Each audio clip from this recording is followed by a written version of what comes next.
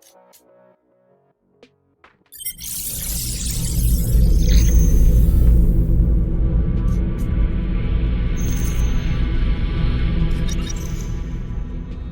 guys, so welcome back to another comic show video. Today I'll be doing a review for Miss Marvel episode 4, Scene Red.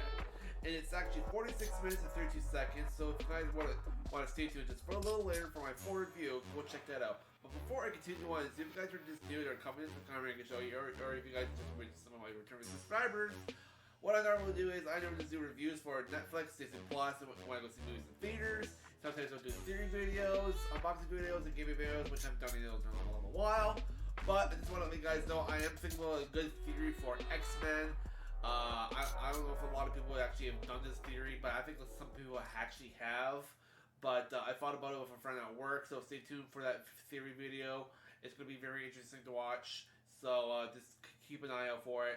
But yeah, so today I'm doing a review for, like I said, Miss Marvel, and I mean, I'm not gonna go wrong. The show is pretty good so far. But like I said in my last video, I did all 3 reviews for the first 3 episodes. And don't get me wrong, I really do love the show. But the way how Kevin Feige changed her powers was kind of like a little downfall for me, because I kind of liked the other version of Kamala Khan. Like in the Avengers Assemble, I recently started watching that show again because I haven't watched it in forever. And she's in the this is like I'm in the season where it's in the Secret Wars, and with the new Avengers, with Kamala Khan and Captain Marvel, Black Panther, somewhat Hawkeye, no, not Hawkeye, but yeah, a few others, and because apparently the other Avengers got scattered into 2 different timelines in the last season. So they're in the episode I was watching now is where everyone is going to a different given different not different timeline, but different, yeah, some of a different timeline. So they got transported by James Foster, which was the person who created these devices for them to go back through time and grab each Avenger that are stuck in that time period. So. But yeah, like I said, Kamala Khan is an amazing character. Just, I mean, like I said, with changing her powers was just kind of a bit of a downfall for me. But anyways, let's get straight to the review, and I'll catch you guys. Hey guys, so I am back. So I'm gonna say this episode was pretty good. A lot of pretty interesting things. So from the last episode, that she got called by her nanny in Pakistan, and she got told to come and see her, and so she's visiting with her nanny and a couple of her cousins, and her mom also went. So during the process, she's trying to learn more about her, her culture, and learn everything what they do over there. So she's trying to make a little bit of friends, and at one point she bumps into this one little dude. But before I say that, she kind of likes, like, her nanny was telling her, like, kind of go and find the train, because remember in the last episode she had a vision of this, like, I can't pronounce it at the moment. It's kind of a weird word to pronounce. But all this, she saw this train with a weird, with a word, Kamachi. Kamachi is how you pronounce it. I think so. I think I said that right. But yeah, is it Kamachi or something, or Kamachai or Kamachi? And then her nanny called, and she said, "Did you see the train?" And then she's there in Pakistan. And she basically, her nanny, as soon as she got to her house, it was actually a pretty big house. I was like, holy crap, her nanny has a pretty nice place. I was like, holy Jesus. And so she gets told to go try to find the whereabouts where the train might be, just following instincts, and trust in the thing that you're wearing, and you probably soon will find it. So through the entire episode, we see her going with her cousins through town. They like go shopping, and she buys this like cool, like red looking, like Pakistan dress. So she had to pay like 500 rupees for it. So in American dollars, how much would that be exactly? Would it be like, so if it was 500 rupees in Pakistan, I think that would be kind of like what, 50, maybe $80 in American, maybe. I have no idea. I have no idea what the currency would be here in Canada to Pakistan. Probably might be around the same, I think, for America. I'm not sure. You guys can deliberate it in the comments. But but yeah, she buys this nice little red dress, and eventually, she asks directions by this one guy that took a picture of her where the train station is. So she goes to this train station after, and she looks around, and there's this restricted area and under surveillance. And it says the sign says under surveillance. So she goes in there, and she sees this memorial of Ant-Man saying this quote, and then she gets attacked by this like dude wearing a red mask, and she's wearing her like her eye mask thing, so no one can see what she actually her identity is. And she gets attacked by this dude wearing a red mask. And he threw a dagger at the wall, and they're fighting. And he fought. She was like some like a part of a gang or something. And she uses her powers, and then he realizes that she's not what he thought she was, and then also security was about to come from the train station to investigate what was going on. So they left. They go to this like restaurant place, and he shows her. He basically tells her like, "I'm sorry for attacking you. I thought you were somebody else, and I thought you were with these people." And so she brings her to this like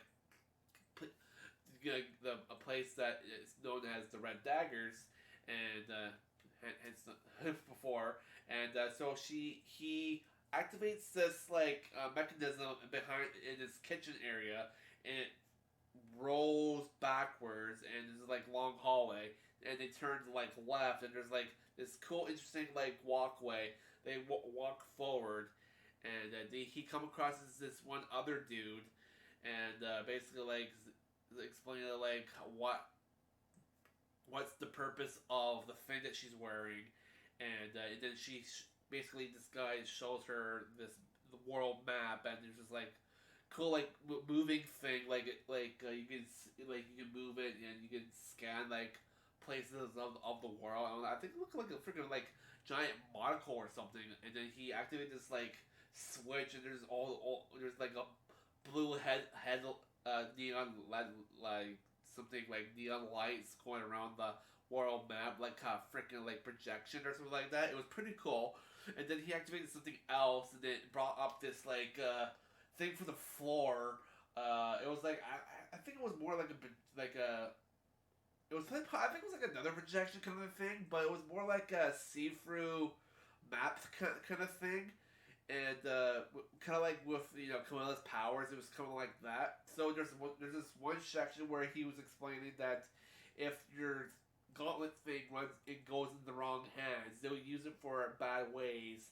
So he's basically telling Kamala the story like whoever takes it will merge the Gents world to Earth, and Earth will be no more or something like that. And so basically she doesn't want that to happen, so she's helping Camellia to train how to use her powers. And at one point, the group that attacked her in the last episode, that was supposedly be to protect her, escaped from a prison. And I don't know how they were able to find her. They went to Pakistan and decided to attack her where the Red Dagger was. I don't know how they found her in that place. And then there was a big chase. And also, actually, I forgot to mention this, but before Kamala met the dude with the red mask, I didn't catch his name. But apparently, while they were fighting at the train station, who do you think I am, Canadian or something like that? I forget what she said, but I was like, ha, that's funny because the actress who actually plays Kamala Khan is actually from Toronto, Canada. I don't remember if I actually mentioned that in my last episode, but I was like, oh, so Disney hired a Canadian actress. That's pretty interesting. So, but yeah, so get back to the fight. They're doing a chase. They go through town.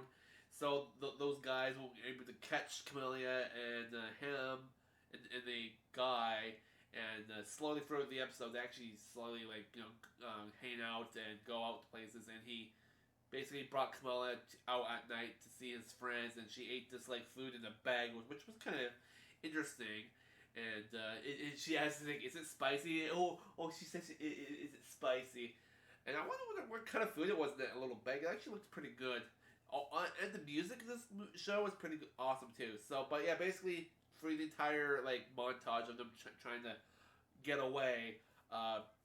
At one point, the guy that was in the red dagger, the guy with the cool, interesting beard that was, trying to explain to Kamala what was going on with the world, with her powers and Scotland.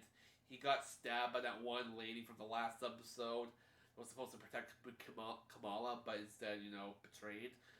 He got killed, and they said, "Come on, leave him alone. He's gone. We can't save him." So they left, and then they had this like little short battle in this one little market area where they were trapped, and then some stuff happened, and then after they were able to escape, and Kamala was able to go get back home in time, and well, actually, she didn't.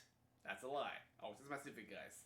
But basically, during the fight, that one lady that killed the red mask guy's, I don't know if it was his father or what, but basically that one lady was attacking Kamala, and then at one point she went like this with her bracelet thing, and she stabbed Bracelet, and this big like fucking I don't know, it was like a freaking like.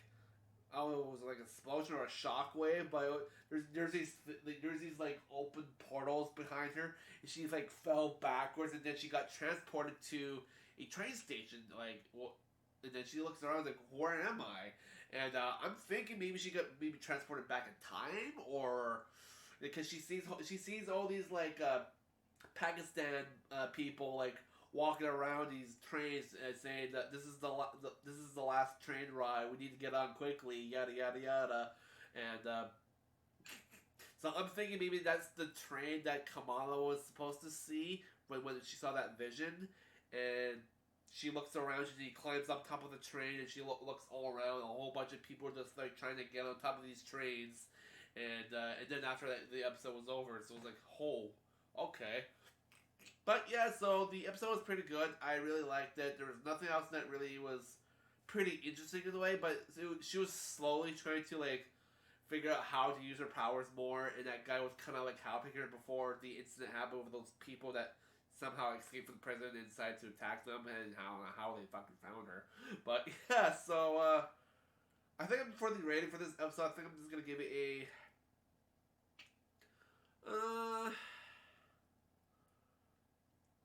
I'll give it a. I'll give it a. I'll give it a 4. I'll give it 4. I'll give it a 3.8 actually out of 5. It was good. I really liked it, but there's still some things I think they should have like changed for the episode. I can't figure out which spots exactly.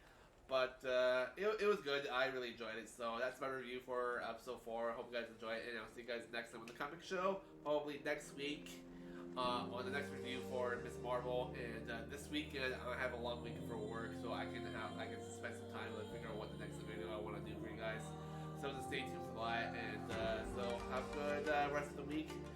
And what you guys are doing out there in the world, like going to work or school or whatsoever, with college, enjoy your time, just spend time with family, and yeah, so that concludes it. Thank you guys for watching, and I'll see you guys in the next one. Peace out.